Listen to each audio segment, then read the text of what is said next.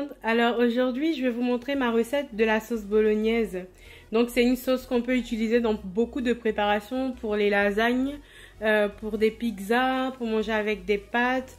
Vous pouvez l'incorporer dans beaucoup d'autres préparations. Donc je vais vous montrer comment je fais ma version en fait de la sauce bolognaise. Alors pour ma sauce bolognaise, j'aurai besoin évidemment de 600 g de viande hachée. Donc c'est du bœuf. Là, j'ai l'équivalent de 4 carottes moyennes que j'ai hachées.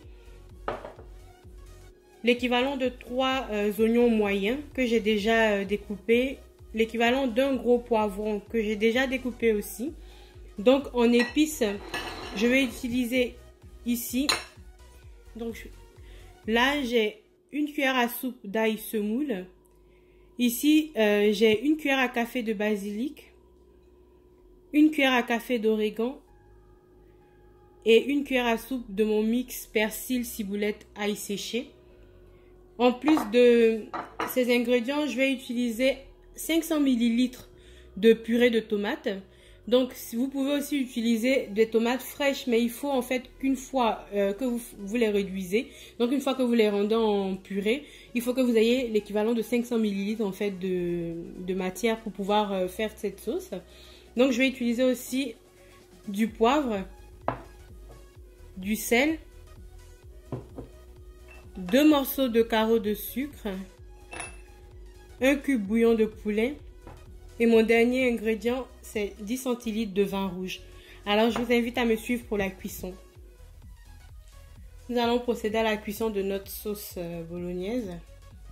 Donc, vous allez mettre une casserole moyenne ou grande, peu importe, sur un feu donc au maximum. Je vais laisser en fait le temps à ma casserole de prendre de la chaleur, d'être bien chaude, et ensuite je vais commencer en fait à mettre les ingrédients un à un. Ma casserole est bien chaude. Je vais venir en fait rajouter ma viande hachée. J'ai mis ma viande hachée. Je vais venir ajouter mes ingrédients, mes aromates. Donc comme vous pouvez le voir, j'ai remué ma viande jusqu'à ce qu'elle devienne bien, qu'elle cuise en fait. Et là, je vais rajouter mes oignons et mes poivrons. Je vais venir ajouter mon cube. Après, si vous ne voulez pas mettre de cube, vous ajustez la quantité de sel en conséquence. En fait, moi, quand je mets des cubes, vu que c'est déjà salé, j'évite en fait de mettre trop de sel. Donc, ça me permet de réduire la quantité de sel que je rajoute. Tout simplement, et ça donne un bon goût à la nourriture. Donc je vais laisser mijoter pendant à peu près 5 à 6 minutes. Et ensuite je rajouterai les carottes. Cela fait à peu près 5 minutes que j'ai mis les oignons. Donc je vais bien remuer. Et je vais rajouter mes carottes. Donc une fois qu'on a rajouté nos carottes, on peut de nouveau couvrir notre préparation et la laisser en fait mijoter à peu près 5 minutes encore. Donc ça fait à peu près 5 minutes que j'ai rajouté mes carottes. Je vais venir remuer.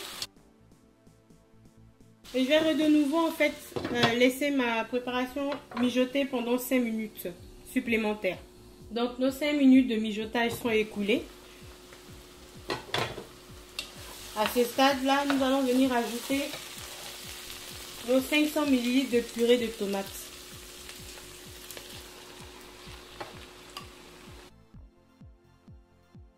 On va laisser mijoter 5 minutes et ensuite on va rajouter de l'eau et le vin. Donc le temps de cuisson de notre tomate, après l'ajout de notre purée de tomates est terminé. Nous allons venir ajouter nos 10 ml de vin rouge et l'équivalent de 250 ml d'eau. On va laisser cuire pendant 15 minutes et ensuite je vous montrerai la suite de la recette. Donc cela fait à peu près 15 minutes que j'ai rajouté l'eau et le verre de vin. Je vais remuer, rajouter mes 2 morceaux de sucre et je vais baisser le feu vraiment à feu minimum et laisser mijoter pendant une trentaine de minutes. Donc on va rajouter un tour de moulin de poivre. On baisse le feu. Donc là, je le mets vraiment au feu minimum. Je vais couvrir et laisser mijoter à feu doux pendant une trentaine de minutes. Oui, ça paraît assez long, mais il faut savoir que la sauce bolognaise, c'est toute une question de patience. Plus vous allez la mijoter, plus elle sera onctueuse et toutes les saveurs seront beaucoup plus prononcées. Donc, on va laisser notre sauce cuire tout doucement et on reviendra pour corriger l'assaisonnement en fin de cuisson. Voilà les amis, ça fait 30 minutes que ma sauce bolognaise est en train de mijoter vraiment à feu doux.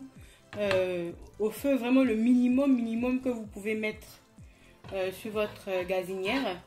Donc moi j'ai mis au 1 sur ma plaque. Et vous pouvez voir que ma sauce a bien réduit. Je vais remuer un bon coup. Je vais goûter. Donc pour moi, je vais plus rajouter quoi que ce soit en fait dans ma sauce. Je vais même pas rajouter de sel. Parce que pour moi, l'assaisonnement est correct. Après, une fois que vous avez fini votre sauce, si vous la goûtez, vous trouvez qu'elle n'est pas assez salée, vous pouvez rajouter du sel. C'est selon votre goût. Mais pour moi, ma sauce est prête. Voilà. Donc on va arrêter le feu. Et elle est prête à être utilisée donc avec des pâtes, pour faire des lasagnes, pour faire des pizzas. C'est selon ce que vous voulez faire. Mais au moins, vous savez maintenant comment faire votre propre sauce bolognaise tout en contrôlant vraiment l'apport des ingrédients.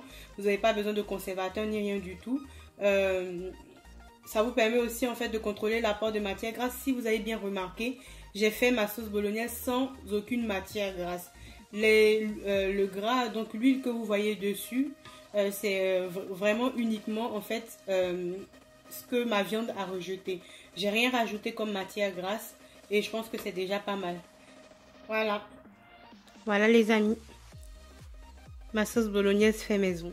Alors si vous avez aimé ma recette de la sauce bolognaise, je vous invite à liker ma vidéo, à me laisser des petits commentaires et surtout à vous abonner. Et les amis, n'oubliez pas de partager ma vidéo.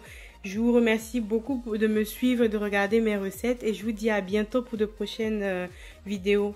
Bye bye!